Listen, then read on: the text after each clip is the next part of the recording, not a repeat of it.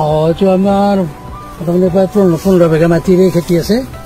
ইয়াত আমি শালি ধানৰ খেতি কৰিছোঁ।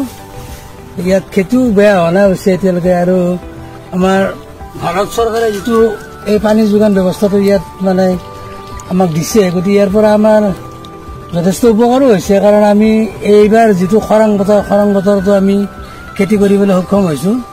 গতিকে ৰঙিয়া কমলপুৰ জলসিঞ্চন সংমণ্ডলক ধন্যবাদ জনাইছোঁ। আৰু মই লগতে আমাৰ ভাৰত চৰকাৰ আৰু অসম চৰকাৰকো এই সুযোগতে ধন্যবাদ জ্ঞাপন কৰিছোঁ।